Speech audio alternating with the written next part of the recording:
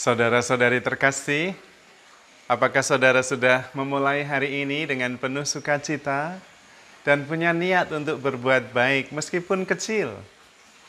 Semoga Tuhan memberkati niat baik saudara. Saya merasa bahwa kita manusia ini ahli, terampil dalam menderita. Nampaknya paradoks, karena semua orang ingin bahagia, tetapi kita semua manusia ini begitu terampil menderita. Anda menikah, menderita karena pernikahan. Anda tidak menikah, menderita karena tidak menikah. Anda punya anak, menderita karena punya anak. Anda tidak punya anak, Anda menderita karena tidak punya anak. Anda menderita karena bekerja, tetapi tidak punya pekerjaan, Anda juga menderita. Jadi sebetulnya bingung. Kita itu ahli sekali menderita. Dalam segala suasana, dalam segala situasi, kita itu terampil menderita.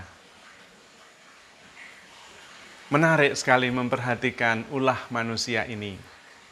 Sebetulnya apa yang membuat manusia itu begitu canggih, pinter, terampil dalam hal menderita? Menurut saya, sebab utamanya adalah terlalu banyak berpikir. Karena itu kemudian menderita. Kita seringkali mengatakan kalau orang yang sedang banyak pikiran, kita mengatakannya dia sedang terbebani oleh banyak pikiran. Itu berarti bahwa pikiran itu memang membebani. Karena sebetulnya kita bisa juga tidak menderita. Kalau kita sungguh-sungguh bisa lebih tenang, rileks, dan tidak usah banyak pikir. Banyak bersyukur, itu yang justru lebih penting. Ketika kita banyak bersyukur, maka kita kemudian menjadi lebih ringan. Sebetulnya yang membedakan orang yang bahagia dan yang tidak bahagia adalah orang yang berpikiran sempit dan orang yang berpikiran sangat luas.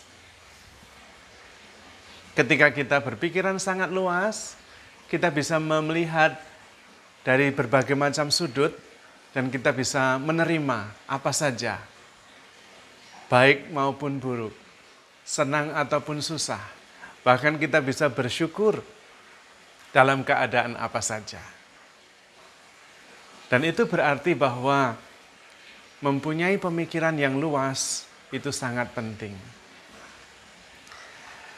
Dan pemikiran yang luas itu hanya muncul ketika kita bisa mengambil jarak justru dengan pemikiran itu sendiri. Bisa to see without eyes, to know without mind. Lalu dengan apa? Dengan kesadaran.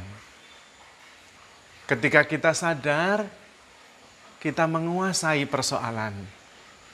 Ketika kita sadar, kita berpikir jernih. When we aware of what we are thinking, we overcome what we are thinking.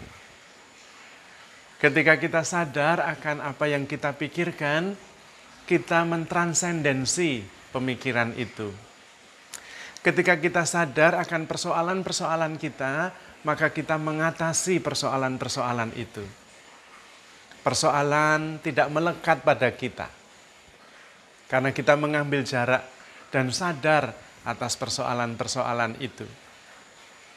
Persoalan itu melekat pada pikiran, dan pikiran menimbulkan perasaan. Dan itulah yang kemudian terjadi. Maka karena kita terbiasa berpikir, bahkan ribuan kali berpikir dalam sehari, maka kita terampil menderita. Dalam keadaan apapun kita bisa menemukan alasan untuk menderita. Tapi pada saat yang sama, dalam keadaan apapun, sebetulnya kita juga terampil untuk bersyukur, untuk bahagia. Tergantung kita sendiri. Maka kita diminta untuk lebih luas, lebih lega dalam memandang setiap peristiwa. Kita bisa mengambil jarak dari pikiran kita sendiri, dari peristiwa yang kita alami. Mengambil jarak itu sebetulnya tidak begitu jauh, yaitu dengan sekedar menyadari, sadar. Dalam bahasa Jawa itu eling. Caranya sebetulnya adalah dengan menyangkal diri, memikul salib, dan mengikuti Tuhan Yesus. Itu caranya. Dengan menyangkal diri itu, kita sebetulnya sedang mengambil jarak. Misalnya kita sedang marah karena tersinggung, lalu menyangkal diri, mencoba mengambil jarak. Coba saya tidak marah. Dan kemudian kemarahan itu terlepas kuasanya atas kita. Karena ada jarak di antara kita dan emosi amarah itu. Disitulah terjadi proses kesadaran yang terus-menerus. Dan kemudian memberi kita ruang untuk menjadi lebih lega. Tidak muyek, penuh dengan pikiran yang berkecamuk. Orang yang paling menderita adalah orang yang tidak bisa menjaga jarak dengan pikirannya sendiri. Sehingga tidak bisa sadar akan pikiran-pikirannya yang mengganggu. Dan itulah orang-orang yang mengalami depresi. Dia tidak bisa lepas dari pikiran-pikiran yang terus bergerak dan terus menghantuinya.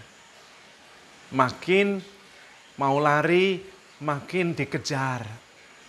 Makin muyek, dan karena itu makin frustrasi. Sebetulnya langkahnya sederhana. Duduk diam, tenang, meletakkan semua pikiran itu, dan menyadari saja. Sadar akan pikiran-pikiran yang berkecamuk itu. Sadar juga akan derita yang sedang kita alami. Dan kemudian penderitaan yang disadari sudah bukan penderitaan lagi. Bahkan penderitaan yang disadari bisa dipeluk dan dipersembahkan menjadi korban yang menyelamatkan orang lain maupun diri kita sendiri. Dan itu yang sudah dilakukan oleh Tuhan. Maka memang jalan Tuhan itu benar. Jalan turun, jalan mengosongkan diri, jalan menyangkal diri, jalan memikul salib, memeluk derita, dan mengikuti Tuhan Yesus. Dengan cara itu kita dibebaskan dari derita.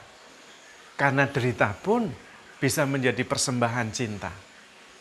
Maka kesadaran itu menjadi sangat penting, bahkan kunci untuk melepaskan diri dari derita dimanapun kita berada.